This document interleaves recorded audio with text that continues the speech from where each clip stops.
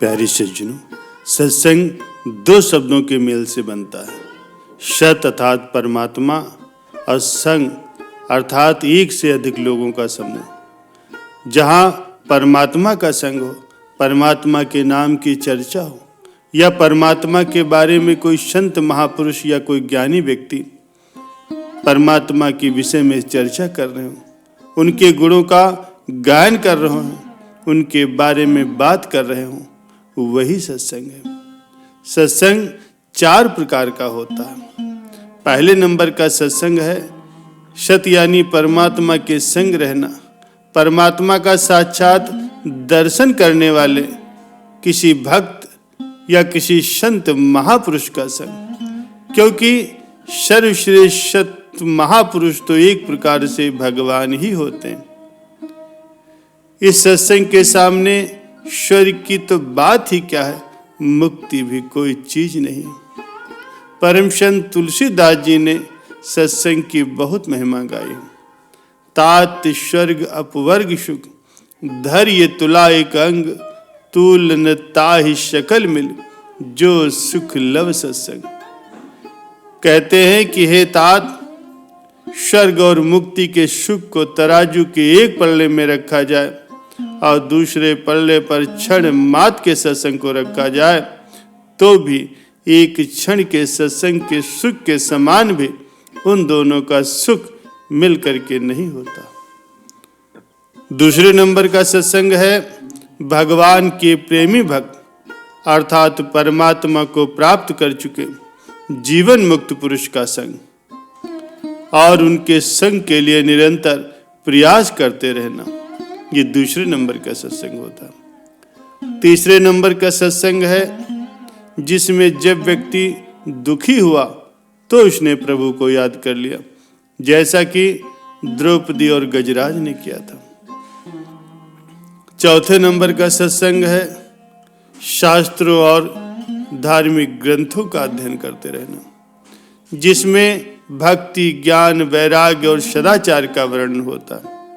ऐसे सद शास्त्रों का श्रद्धा और प्रेम से पठन पाठन, मनन करना, अनुशीलन करना, ये भी सत्संग कहलाता है। इससे भी बहुत बड़ा लाभ होता है।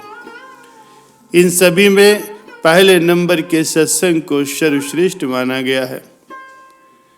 प्यारे सज्जनों, भगवान की कृपा से ही संत महापुरुषों का सत्संग मिलता है। उनका संग मिलना कोई साधारण बात नहीं, ये बड़े सौभाग्य से प्राप्त होता। पुण्य पुंज बिन मिलह न संता, सत संगति संस्कृत कृतंता। पुण्य की पूंजी और पूर्व जन्मों के शुभ संस्कारों के संग्रह से ही संत महापुरुषों का सत्संग मिलता।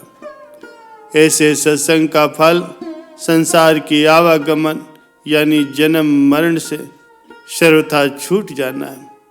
संत महापुरुषों के संग से जैसा लाभ होता है, वैसा लाभ संसार के किसी के भी संग से नहीं हो सकता। संसार के लोग पारस की प्राप्ति को बड़ा लाभ मानते हैं, लेकिन सत्संग का लाभ तो बहुत ही विलक्षण होता है। कहा भी गया है कि पारस में और संत में बड़ा अंतर हो जान, वो लोहा कंचन करे वो कर ले आप समान। पारस और संत में बहुत अंतर होता है। पारस लोहे को सोना बना सकता है लेकिन पारस नहीं बना सकता, किंतु संत महापुरुषों का संग करने वालों को वो अपने समान ही संत महापुरुष बना देते हैं। इसलिए संत महापुरुषों के संग के समान संसार में और कोई लाभ नहीं है। परम दुर्लभ परमात्मा की प्राप्ति भी संत महापुरुषों के सत्संग से अनायास ही हो जाती है। उच्च कोटि के अधिकारी संत महापुरुषों के दर्शन, भाषण, स्पर्श और वार्तालाप से मनुष्य के पापों का नाश होता है और वह मनुष्य परमात्मा की प्राप्ति का पात्र बन जाता है। उसके समस्त पापों का नाश हो जाता है। साधारण लाभ तो संग करने वालों को समान भाव से ही होता है, चाहे उसे परमात्मा का कोई ज्ञान हो या न हो। संत महापुरुषों का महत्व जान लेने पर उसमें श्रद्धा होकर के व्यक्ति को विशेष ज्ञान हो जाता है। जिस प्रकार से किसी कमरे में ढकी हुई अग्नि पड़ी है और उसका किसी को ज्ञान नहीं है, तब भी अग्नि से कमरे में गर्मी तो आ ही जाती है, ठंड का निवारण तो हो ही जाता। ये उसका सहज लाभ है। वहाँ जो लोग हैं उनको भी बिना जाने ही उसका लाभ मिलता है। पर जब अग्नि का ज्ञान हो जाता तब वो मनुष्य उस अग्नि से भोजन बना करके खा सकता है, दीपक जला करके उसके प्रकाश से लाभ उठा सकता है। ये दो शक्तियां स्वाभाविक ही अग्नि के ज्ञान होने पर मनुष्य को प्राप्त हो जाती हैं और वो इन दोनों शक्तियों से लाभ उठा सकता है। और यदि अग्नि में ये भाव हो जाए कि अग्नि साक्षात देवता है, तब तो वह उसमें पुत्र, धन, आरोग्य, कीर्ति और न जाने कौन कौन सी कामनाओं की पूर्ति के लिए श्रद्धा और विधि पूर्वक हवन ध्यान कर सकता है। वह अपनी कामना के अनुसार उससे लाभ उठा सकता है। प्यारे सज्जनों, यदि श्रद्धा पूर्वक निष्काम भाव से शास्त्र सम्मत विधि से वह हवन करता है तो वो पुरुष मुक्ति को भी प्राप्त कर लेता है। निष्काम भाव पूर्वक यज्ञ करने से अंतःकरण की शुद्धि होती है। अंतःकरण की शुद्धि होने से स्वाभाविक ही उसे परमात्मा के तत्व का ज्ञान हो जाता है और वो तत्व ज्ञान से जीवन मुक्त हो जाता है। प्यारे सज्जनों, जिस प्रकार से भगवान बिना किसी कारण से सब पर दया करते हैं, सबसे प्रेम करते हैं, ठीक उसी प्रकार से संत महापुरुष भी सब पर बिना किसी कारण की कृपा और सबसे प्रेम करते हैं। जिसे भगवान में दया, क्षमा, संतोष, क्षमता, सरलता, ज्ञान, वैराग्य आदि अनंत गुण होते हैं, वैसे ही संत महापुरुषों में भी होते हैं। जो ज्ञान के द्वारा ब्रह्म को प्राप्त होता है वो ब्रह्म बन जाता है। वह तो परमात्मा से कोई अलग रह ही नहीं जाता। परमात्मा का जो दिव्य स्वरूप, प्रभाव और गुण है वही संत महापुरुषों का होता है। संत महापुरुषों का शरीर तो आम इंसान के जैसा है, लेकिन उसमें जो आत्मा है वो परमात्मा को प्राप्त हो जाता है। वो परमात्मा से फिर अलग नहीं रहते। अतः जो परमात्मा का दिव्य स्वरूप, उनका प्रभाव, उनका गुण है, वही संत महापुरुषों का होता है। जो प्रेमी भक्त भक्ति के द्वारा भगवान को प्राप्त हो जाता है, उस भक्त में भी भगवान के गुण आ जाते हैं। संत महापुरुष दिव्य ज्ञान की एक विलक्षण ज्योति होते हैं। वो दिव्य ज्ञान की ज्योति समस्त पापों को भस्म कर देती है। संत महापुरुष यदि किसी को स्मरण कर ले तो उसके मन में उनकी स्मृति हो जाने से भी उसके पाप नष्ट हो जाते हैं। इसी प्रकार संत महापुरुषों का स्पर्श प्राप्त हो जाने से भी व्यक्ति के पाप नष्ट हो जाते हैं। फिर चाहे संत महापुरुष किसी को स्पर्श करे या चाहे कोई संत महापुरुषों को स्पर्श कर ले।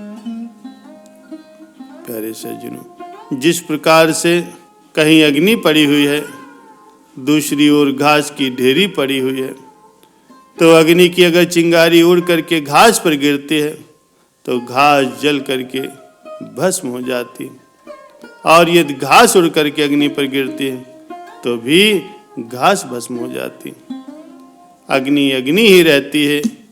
वैसे ही अग्नि की भांति संत महापुरुषों में सदा ज्ञान की दिव्य ज्योति प्रज्वलित होती रहती है। उस ज्ञान की ज्योति के द्वारा संत महापुरुषों के तो पाप पहले से ही नष्ट हो जाते, किंतु जिनका उनके साथ किसी भी प्रकार का संग होता है उसके भी पाप नष्ट हो जाते हैं।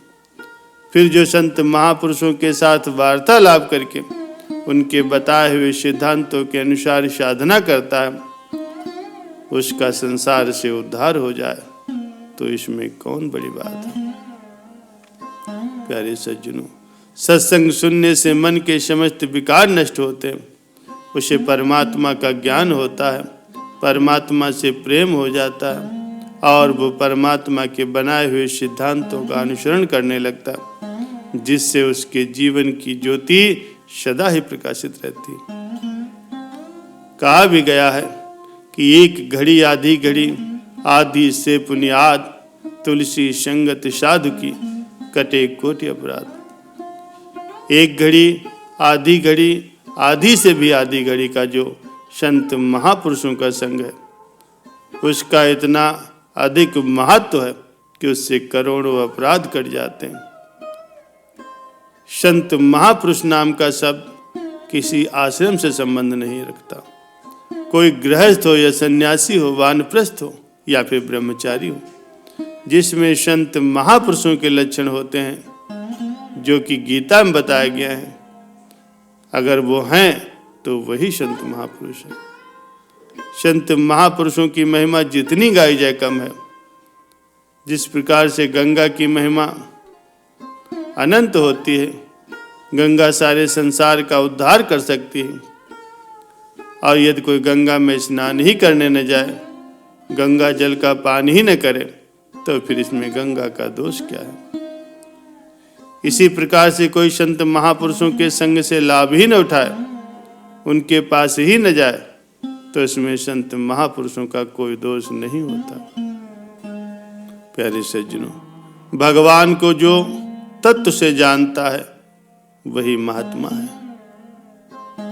पहले तो लाखों करोड़ों में से कोई एक संत महापुरुष होता है, फिर उसका मिलना भी दुर्लभ है। मिलने पर उसे पहचानना तो और भी कठिन होता है। संत महापुरुषों को पहचानने की एक साधारण युक्ति यह है, जैसे अग्नि के समीप जाने वाले व्यक्ति पर अग्नि का कुछ न कुछ प्रभाव अवश्य पड़ता है, वैसे ही संत महापुरुषों के समीप जाने से उनकी वाणी का, उनके संग का प्रभाव पड़ता है। जैसे सरकार के किसी सिपाही को देखने से सरकार की स्मृति होती है, वैसे ही भगवान के भक्तों के दर्शन करने से भगवान की स्मृति होती है।